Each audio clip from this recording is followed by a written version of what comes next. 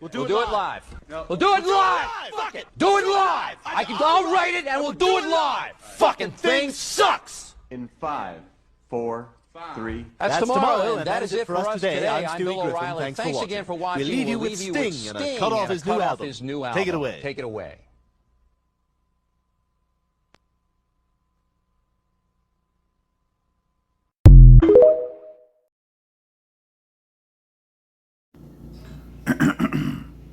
Good afternoon, everyone. And I have something here. Shout out to Mona D for this. Nigerian woman scam by Danish in quotation marks man. Now, there's a lot of things that Mona D points out here, and I'm going to point out some things as well. With that being said, before we get into it, happy Thanksgiving and happy holidays. Shout out once more. Shout out to Mona D. Let's get it.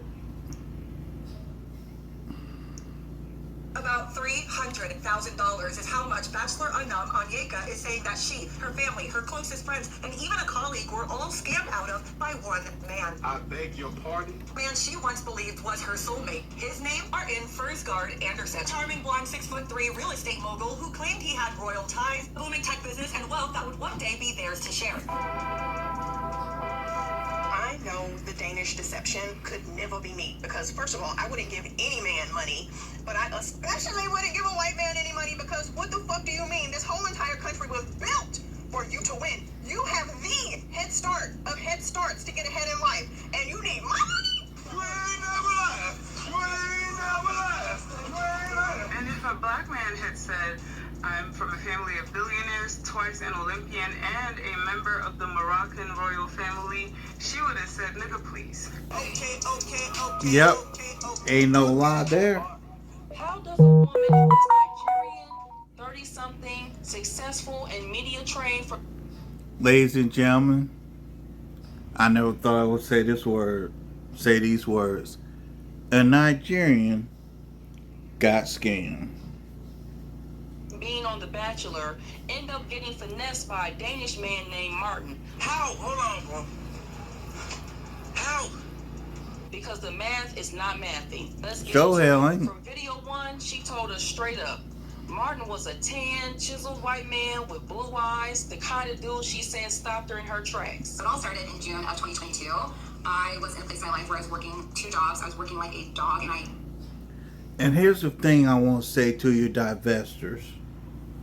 Y'all gonna learn about this divesting that white men ain't no better than the black ones. Y'all gonna learn. knew I needed a break. So I reached out to my friend Sarah, who was living in Germany at the time with her husband, and I said, let's take a trip. Let's go somewhere in Europe. And she was so down, and we were trying to decide where we wanted to go. We decided to go to Hvar, Croatia, because we wanted somewhere that was like a cute local town that was by the water, but it wouldn't be as crazy busy as other places in Europe. We went to Hula Hula, which if you've been to Hvar, you've been to Hula Hula. It's this beach club that's very well known there, and it's right on the water. And we were laying in day beds, kind of off to the side, minding our own business, sipping mojitos. And I look up, and I see this very attractive man. And the first thing that came to my mind was, this man looks like he is walking straight out of a Calvin Klein ad. And I'm telling you guys, 6'3", blonde hair, blue eyes, chiseled skin, so tan, muscles everywhere. I was definitely taken aback, and I feel like it takes a lot for me to really double take a man just based on his looks like that. And 100%, I was a little bit just in awe. And if we're being honest, that's where the story actually started. Yep. Not at the scam, but at the attractiveness. Mm-hmm. Nigerian American woman who was on The Bachelor, who literally knows how production, image, and vetting works, ended up being the perfect target for a broke Danish man with blue houseway. Attraction to him, and the fact that he wasn't black made him quote unquote exotic to her. Yep. The same way non-black women Talk about it, Mona. She fell into her own version of that trap. She wanted the European prince aesthetic. She wanted the snow globe love story. She wanted the man who looks good on Instagram and shuts people up in the group chats. That desire clouded every ounce of common sense that she had. See, when you lead with vibes, lust, and aesthetics, your logic goes straight out the window. And I keep saying this on my channel. Standards get real wobbly when attraction walks in the room. Damn right it do.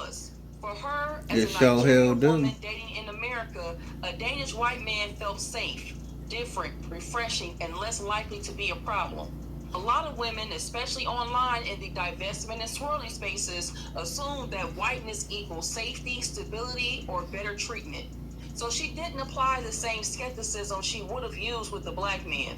If Martin had been a regular looking black man making the same excuses, she would have Googled him into oblivion. But an attractive white man with an accent, suddenly the brain goes into airplane mode. That's how Onika ended up traveling overseas to meet a man she barely knew.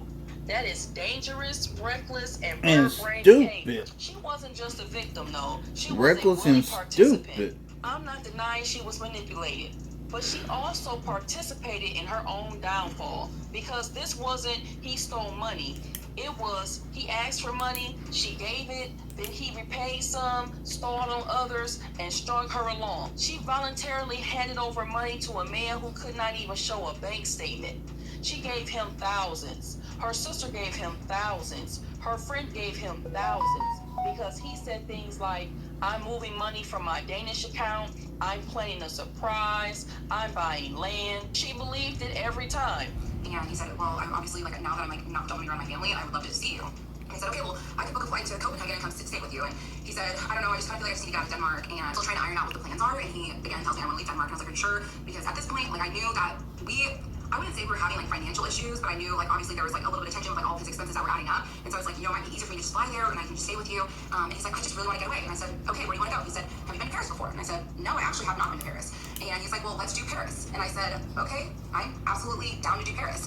And so I look at flights. I book a flight from Boston to Paris, layover in Iceland, and I leave on the 26th, and I get to Paris on the 27th, and I see him. He meets me at the airport. We arranged our flights to make sure we landed around the same time. And something I need to add is, before I had gone to Paris, he had told me that he had made a transfer from his business account to his personal account. And obviously, in the States, when you make a transfer like that, it's just like a click of a button. Like, I have a business account, it's a click of a button. But he told me that in Denmark, when you make a transfer from your business account to your personal account, it actually has to go through the IRS. They take out the taxes and then they deposit the money into your personal account. And I'm over here thinking, like, that's so crazy. But I also know, like, Denmark is a foreign country that I don't know anything about. I didn't question it for a second. And so he said, I'm just gonna ask my mom to give me a quick little loan so I can obviously cover everything with Paris and whatnot. And I said, okay, just let me know what she says. And then he basically came back to me and said, she said that she will only give me money if I spend a couple more days with the family. And I said, well, you should do that. Like, I don't want you to feel like I'm trying to take you away from your family by any means. And he said, I don't even want to be around them right now. It's just, like, not good for my mental health. And then I said, okay, well, what do you need from me? I said, I can cover, like, the flights and hotels. It's not that big of a deal. And at that point, we had been on 2 trips together, or no, we'd only been on 1 trip together to the south of France. And then Paris was going to be our second trip the rest of the times. He had now visited me in Dallas 3 times. And so I told him, I said, I can pay for the flights and the hotels. It's not that big of a deal. He said, are you sure? I said, yeah, of course. He's like, I just don't know what I'd do without you. Like, I just feel like I keep hitting these roadblocks and you are there to pick up the pieces every single time. And I'm so grateful for that. And he said, I'll always be there to support you.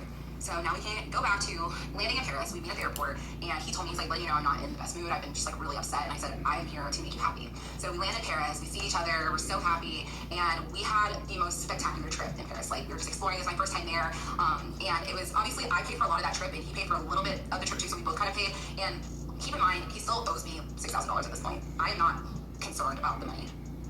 I don't know why I should have been concerned. I should have been noticing these red flags, like, bro, like, where's my money? But again, this is someone that I am planning on marrying, and money at this point, like, money comes and goes, and I wasn't focused on that. I was just focused on us. Yeah, we were not just engaged, we were married, and we are now divorced. So once we made the decision to get married, I remember we had a phone call over the course of, like, 6 hours, and one day we talked on the phone about all the things that we wanted to get out of life. We talked about kids, we talked about religion, we talked about everything. And at the end of that day, he told me, do you still want to get married? And I said, absolutely. I'm in love with you. I want to build a life with you. I want to have a family with you. So the decision was... And you believe him. About a month prior that he had reached out to his realtor about... And like a dummy. Because at this point, now that we're getting married, he's like, I'm going to... You believe him. And I was absolutely okay with that. And so you believe him. He told me that his realtor got an offer for his place. And I was like, that's great. And he was like, I'm going to probably take a loss. So I'm just trying to get as much of my down payment back. And I was like, how much are you going to end up getting back? He said, probably around $500,000. I was like, well, that's, you know, a good solid base for us to have. And I was more than okay with that. Keep in mind, he still does owe me money at this point. So they end up going under contract. The plan is for the house to sell by the end of January. And everything seemed like it was going smooth. And then one day he calls me and he tells me that he's had the worst day ever. And I'm like, oh, now what? He's frantic. He's like, there's a fire in the control room the electrical control room at the apartment complex that he bought. And he's just like, I don't know what to do. He's like, there's no power. Like, no one has power. He's like, I just paid this guy $2,000 to bring generators to power up the whole entire apartment. I have an electrician coming, and he's like freaking out. And he basically used all his money he had to put toward like the generators and paying the electrician for as much work as they could do. And I was like, okay, like what now? And he's like, I need help. At this point, he has now asked me for help. He said, can you send me $5,000? And I said, yeah, of course, I can help you. Again, love is powerful drug. I hate myself. I hate this. I hate that I was so willing to help him, and it is what it is. But I sent him the $5,000. He told me that his insurance is going to cover it. He's going to go pay me back. And also, like, I'm mindful of the fact that his house is supposed to close at the end of the month. And so a week go by, and we started talking about plans for the wedding. And so at first, we wanted to go to Vegas. And then we looked into it, and Denmark does not recognize wedding marriages that are done in Vegas because you can get the marriage certificate and get married on the same day. We're like, it's fine. We should just save money. Let's just do it in Dallas, and then we can go do a little weekend trip to Broken Bow, Oklahoma, which is like this cute lake town, and that can be our honeymoon. And he was like, okay, that works fine. We can do that. At this point, he has his flight booked to come back to Dallas in the end of January, and now we're in 2023. And he tells me that one of his really close friends that owns a plumbing business, and my ex was actually godfather of this man's son. This is confirmed. And he came to him and said that his partner in his business is like doing some like shady stuff. He's like scared that he's going to get like implicated. He wants my ex to buy out his partner, and he's asking him for a loan of $250,000. And I'm like, wow, that's a lot of money. And this time he asked me, and you know, we're about to get married, so now I feel like I can insert my opinion about the situation. So I asked him, like, is this just a handout or is this going to be a good investment? And he was like, well, I think it's going to be a really good investment. Like, he has a bunch of ideas about how to expand the business. And to me, I was like, well, if you can help a friend and have a good investment, I think that makes a lot of sense. And to me, I'm like, we have this money coming in. Let's invest it. And you know, I own this house here, and we don't have any big purchases coming up, so it's okay. Like, I wasn't really stressed and pressed about it. And so basically I was like, okay, the house is gonna close at the end of the month, and then he'll be able to like pay me back the money that he owes me, and be able to help his friend, and everything will be good to go. So he ends up coming back to Dallas. We get our marriage certificate. We set our wedding date for February 10th. And I remember the night before our wedding, he got really, really bad food poisoning, which I feel like should have been another sign that this was 100% the wrong decision to make. But instead I was like, hey, in sickness and in health, like, whatever happens, we're gonna make it through. And at this point, he doesn't really have any money. I remember he looked at me. You fell for it, hook, line, and sinker. I don't care if you're sick and broke. I love you for you, and we're getting married, and I'm so excited and ready for it. So the morning of our wedding, obviously he couldn't afford a... You is about to marry a man who will send you a pipe dream. Darling, you are indeed the weakest link. Goodbye. At that point, and so I remember he got on one knee. I woke up that morning, and he's down on one knee next to the bed, and he was like, I know this isn't the proposal you dreamed of, and I promise you I'm going to propose to you one day with a real ring, and we're going to share this with the world, but I want to ask you, will you marry me? And I said, absolutely, I'll marry you. And so we went to the courthouse. I remember I was wearing a dress for Fashion Nova because I didn't care. I was just excited to marry my person, and we got married, and I actually thought this was one of the best days of my life. I was so happy. I was grinning so big. I still have the pictures and videos from this day, and we went to Broken Bow afterwards, and we just had a great weekend in a little cabin in the woods, and it's just this cute lake town, so it's perfect. And we brought Smokey. I remember we got burgers, I made lasagna, we just stayed in and hiked, and it was a really, really wonderful honeymoon. At some point, that is not gullibility. That is desire overriding discernment. That is damn what I mean right. Thank you, Mona. Thank you, Mona. At what point does hope stop being cute and start being delusional? Where is that line at? Here's the part that really had me scratching my head, because this woman was on The Bachelor, a show where producers background check you, verify your identity, verify your story, run psychological screenings, and press your whole life through a blender. She's been through literal nationally televised vetting. So how do you survive that, only to run into a random Danish man and not even do a quick Google search? Help me understand. That's what I mean when I say her judgment wasn't just clouded, it was unplugged from the outlet. She later said she felt the shame, good, because shame is a sign you realize you bypassed your own boundaries. As most of you are aware of, I made the great mistake of marrying a professional, international criminal con artist, and I wanted to share with you guys the lessons I have learned. You can imagine, lesson number 1, don't be too trustworthy. Baby girl, you let yourself get played. I really can't be sympathetic to you. You let yourself get played again. I really can't be sympathetic to you. Trust should be earned and not given out like free samples. It's okay to give someone the benefit of the doubt, but what you cannot do is give someone blind access to your resources, your life, or your heart without them showing signs of consistency. Number 2, love should never override your instincts. There were so many times where my subconscious was telling me, this is a red flag, you're making the wrong decision, but I allowed my love for this man to override my best judgment, and I will never let that happen again. Number 3, never allow yourself to be isolated from your friends and family. That is something manipulators will do. What they do to their benefit, they're trying to blind you, and they're trying to make you easier to manipulate and exploit. Number 4, financial transparency is a non-negotiable. If you share your life with someone and you need to know aspects about their finances and they're getting cagey and they're getting defensive, that is a red flag. Number 5, charm is not character. Oftentimes, con artists and manipulators, what they they do is they act very confident and charismatic and impressive, but this is not character, it's a performance. You learn someone's true character from consistency, transparency, and how they behave after they receive your trust. And number 6, if someone asks you to pick out whatever you want, let them buy you the damn bag. She also tried to hide his identity while still telling a 25-part story online that she knew social media detectives were going to solve in 10 minutes. So one of the reasons why I decided to share my story, obviously I did touch on this in the introduction disclaimer video. The first reason being love is a powerful drug. Y'all, I watched Tinder Swindler and I watched Who the Fuck Did I Marry series, and I never thought I would fall victim to something like this. And now that it's happened, I'm deciding to work through it in therapy, give myself grace, give myself compassion. If you also fell victim to something like this, which let me tell you guys, I've already received thousands of messages of other victims. You are not alone, and do not let that shame eat you alive. Number 2, I want to protect other people. Y'all, this man was a professional, international criminal con artist, and he will not stop. So I do not want to be complicit in him continuing to hurt other people. And obviously, I know that I'm going to fall under scrutiny, and that's okay. I really don't care, but I'm just happy that I can do my part to protect other people. And I'm not just talking about other women, I'm talking about other women and men, because he got loaned money by lots of friends in the US and in Denmark. And at the end of the day, like, when you trust someone, you want to help them when they're in need. And so I want to protect people from falling victim to this. And it makes me sick when you love someone and you trust them and they're in need. Oftentimes, you're going to want to do something in order to help them. I'm happy that I'm able to do my part in preventing this psycho from doing this to other people. And lastly, the third reason, which I did not share with you guys earlier, I wanted to bring awareness to gambling addiction. The thing about gambling addiction is it's very easy to conceal. You can see someone on the street, you'll have no idea they have a gambling addiction. It is truly invisible until it's cast. How you going from talking about this guy to gambling addiction?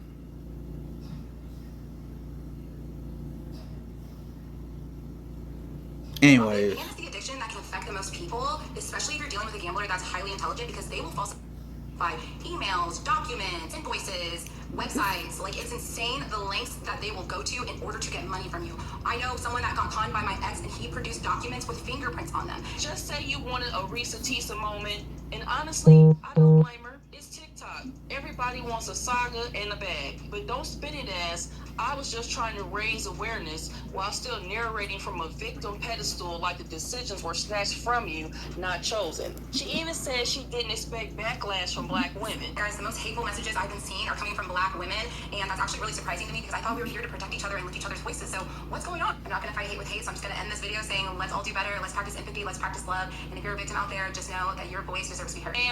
You posted that story publicly.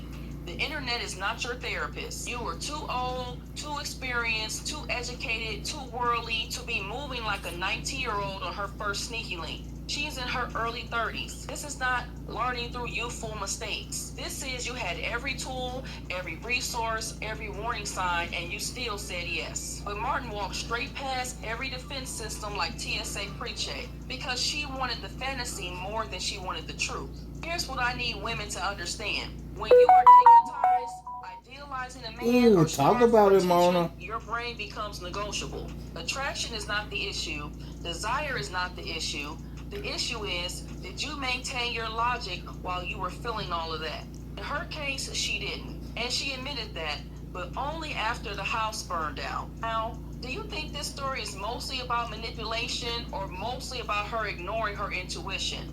If Martin were a black man, do you think she would have given him this level of access? Your thoughts in the comments, because I really want to know how you read this entire situation.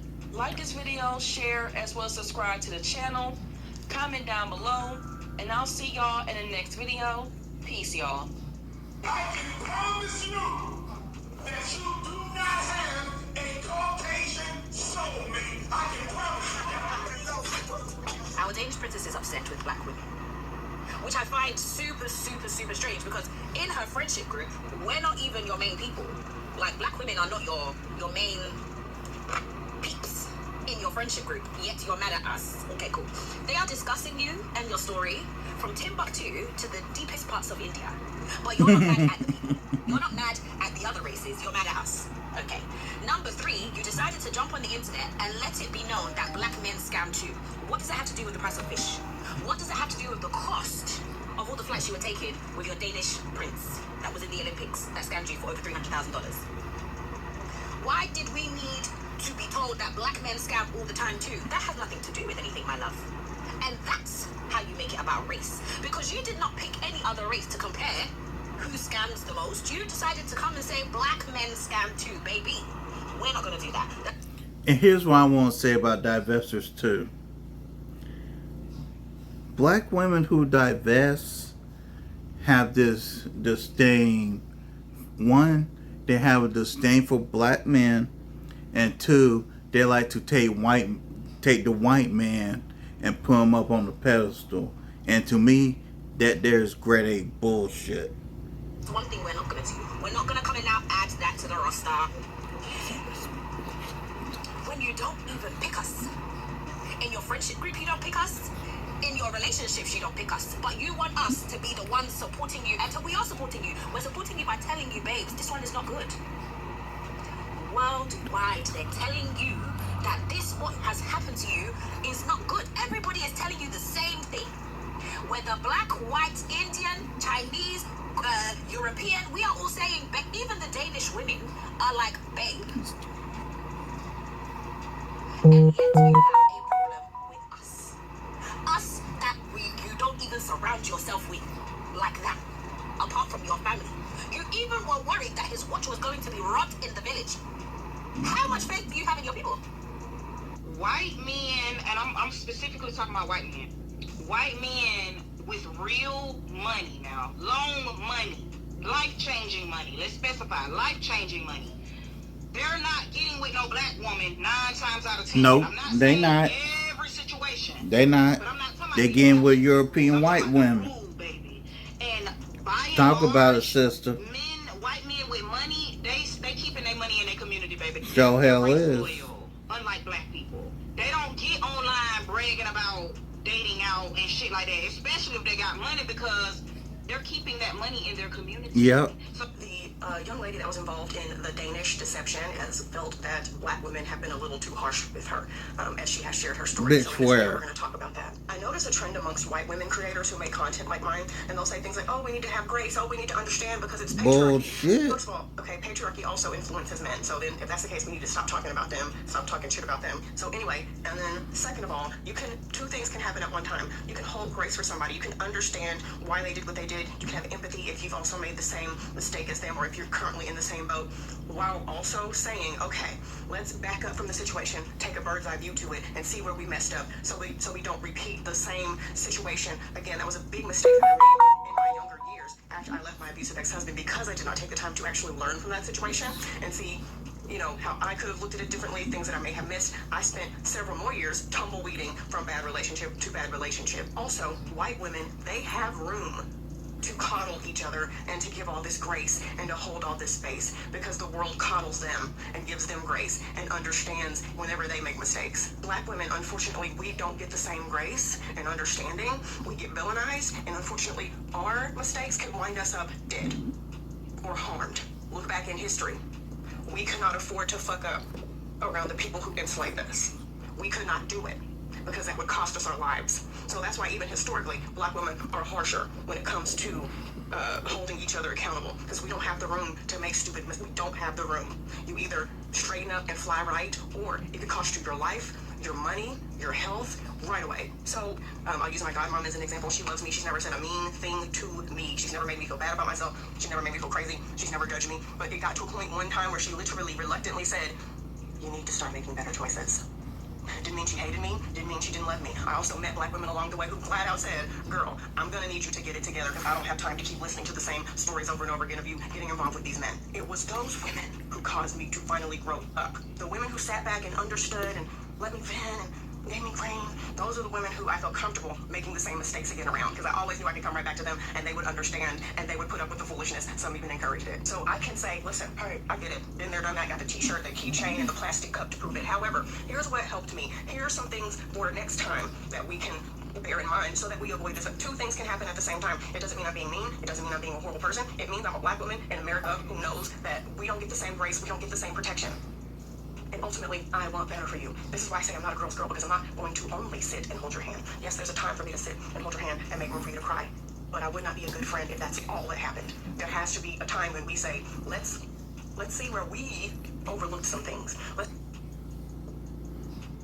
And we're done.